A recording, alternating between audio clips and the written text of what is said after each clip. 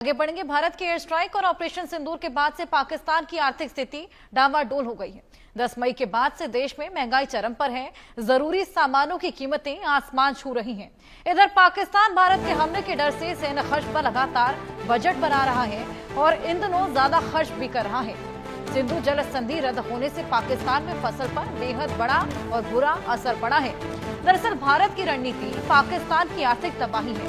भारत ने जो डेलीगेशन विदेश भेजे हैं उसने दुनिया को पाकिस्तान की सच्चाई बताई है। दुनिया को पता चल गया कि पाकिस्तान किस तरह आतंक को पालता पोसता है और किस तरह वो कर्ज के पैसे भी मृतक आतंकियों के परिजनों में बांटता है। ये भारत की कूटनीतिक स्ट्राइक है, क्योंकि भारत ने साफ साफ कहा कि पाकिस्तान कर्ज के मिले पैसों को आतंक पर खर्च करेगा।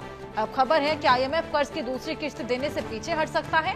आईएमएफ ने पाकिस्तान को चेतावनी दी है कि भारत से तनाव के कारण उसके आर्थिक सुधार और वित्तीय लक्ष्य बुरी तरह प्रभावित होंगे, इसलिए वो इससे बचे। पाकिस्तान के विदेशी मुद्रा भंडार और पाकिस्तान के मौजूदा हालात को देखते हुए आईएमएफ सहमा हुआ है। उसने 11 नई सख्त शर्तें पाकिस्तान पर थोप दी। क्या कुछ और कहा है, आइए ये भी सुनवाएं। ये हम अगर ये पानी का क्राइसिस नहीं अभी सॉल्व करेंगे तो हम भूखे मर सकते हैं। उसकी वजह ये है कि इंडस बेसिन जो है वो ही हमारा लाइफलाइन है।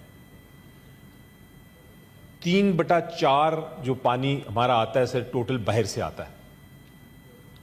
हमारी 10 में से 9 लोग जो है ये इंडस वाटर बेसिन के ऊपर ही रिलाय करके अपनी जिंदगी बसर कर रहे हैं। 90% स्टेटिस्टिक्स के मुताबिक 90% जो हमारी क्रॉप्स हैं, जो हमारी फसलें हैं, वो इस पानी पे डिपेंड करती हैं। हमारे जितने पावर प्रोजेक्ट्स हैं, जितने डैम्स हैं, वो इसी पानी के ऊपर बने हुए हैं। तो इसलिए अगर ये हम इसको हम समझते हैं कि ये एक वाटर बॉम्ब हमारे ऊपर पड़ा हुआ है जिसको हमने डिफ्यूज करना है। इस बयान से पाकिस्तान की बौखलाहट साफ देखी जा सकती है। वाटर बॉम्ब का जिक्र यहां पर अजय ये कर रहे हैं और ऐसे में लगातार मांग कर रहे हैं कि इंडस वाटर ट्रीटी जिसे रद्द किया गया है उसे वापस लागू किया जाए, क्योंकि बूंद बूंद पानी को अब पाकिस्तान तरस रहा है। देखिए हर्षा, भारत की तरफ से तो साफ कर दिया गया कि अगर पाकिस्तान चाहता है इस पानी को लेना या सुविधाएं लेना, तो उसके लिए पाकिस्तान को अपना रवैया बदलना होगा। आतंकवादी जो समर्थन है, आतंकवादी घटनाओं को अंजाम देना, आतंकवाद को पालना, इसे बंद करना होगा। अगर पाकिस्तान को ये शर्तें मंजूर हैं तो भारत इसमें कभी पीछे नहीं हटा। आप सोचिए, जम्मू कश्मीर में जो चिनाब नदी है, दरअसल जब ये उधर जाती है पाकिस्तान की तरफ तो इसको इंडस कहा जाता है, जो सिंध नदी कहा जाता है। अगर आप देखें जिस तरीके से भारत इतने सालों से जो पानी जा रहा था, जब भी उसमें डैम बनाने का प्रयास करता था तो पाकिस्तान कहता था कि ट्रीटी के तहत हम इसे नहीं कर सकते। अगर नहरें बनाने की बात हुई तो पाकिस्तान ने कहा कि आप इसे नहीं कर सकते।